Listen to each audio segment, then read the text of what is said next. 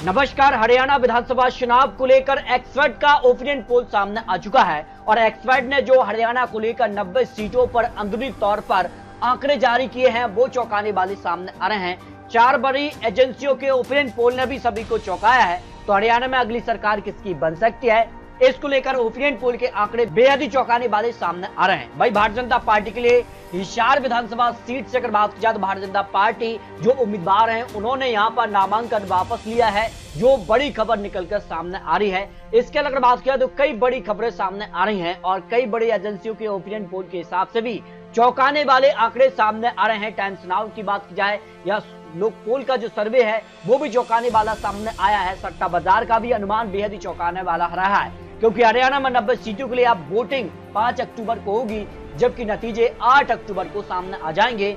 तो हरियाणा में कई मुद्दे इस बार चुनावी मैदान में गूंज रहे हैं और इसकी गूंज कितनी यहां पर किस पार्टी पर भारी पड़ेगी ये काफी महत्वपूर्ण हो जाता है। लेकिन जिस कारण से हरियाणा में यहां पर ताबड़तोड़ ऐलान किए जा रहे हैं, चुनावी प्रचार में बड़े बड़े दिग्गज नेता उतर गए हैं और बीजेपी अपने वचन पत्र में कई योजनाओं को यहां पर लाने वाली है। लेकिन इससे पहले ताबड़तोड़ यहां पर फैसले लिए गए हैं। बेरोजगारी भत्ते से लेकर यहां पर अग्निवीर को भी यहां पर इस योजना में फायदा मिलने जा रहा है। 10% का आरक्षण यहां पर बात की जा रही है। लेकिन बात की जाए तो हरियाणा चुनाव के लिए भारतीय जनता पार्टी ने यहां पर सभी 90 सीटों पर अपने उम्मीदवारों का ऐलान किया है, जबकि यहां पर भारतीय जनता पार्टी नायब सैनी के नेतृत्व में चुनाव लड़ने जा रही है, जबकि कांग्रेस पार्टी ने यहां पर 89 उम्मीदवारों का ऐलान किया है।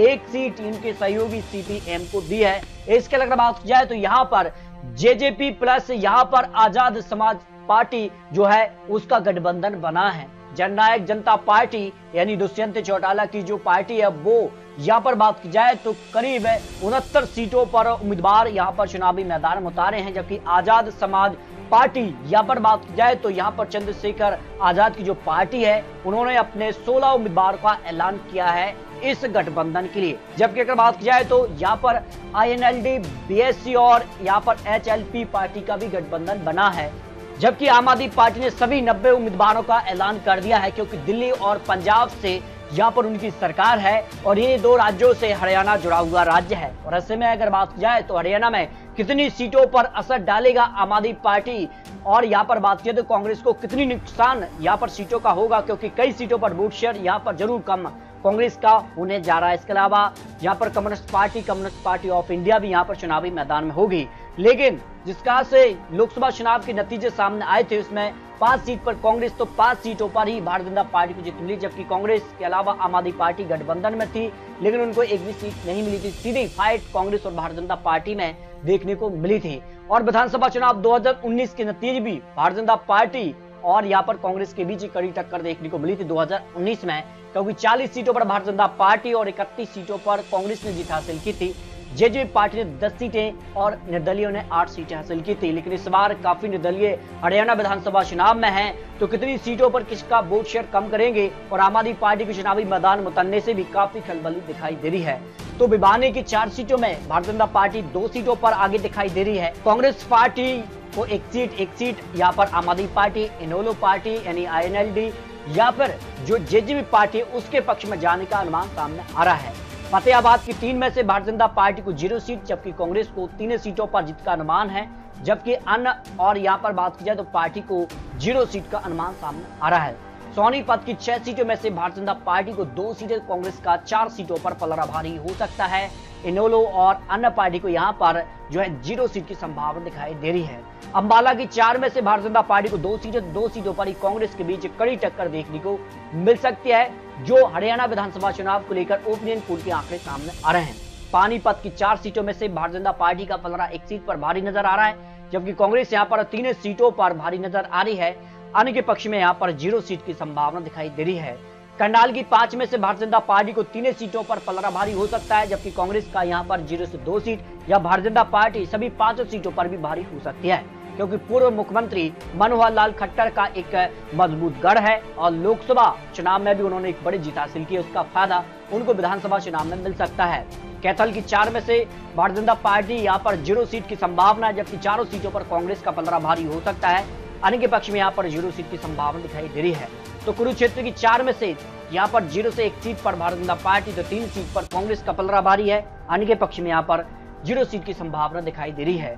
जिंदगी 5 में से यहाँ पर भारतीय जनता पार्टी को 0 से 1 सीट, कांग्रेस को 2 सीट है।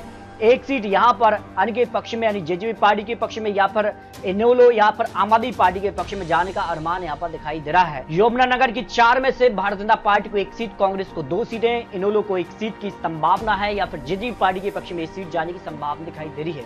पंचकुला की 2 सीटों में से दोनों सीटों पर कांग्रेस की जीत की संभावना है। आम आदमी पार्टी और बीजेपी पार्टी को यहाँ पर 0-0 सीट की संभावना दिखाई दे रही है। फरीदाबाद की 6 में से भारतीय जनता पार्टी को 4 सीट की संभावना हो सकती है।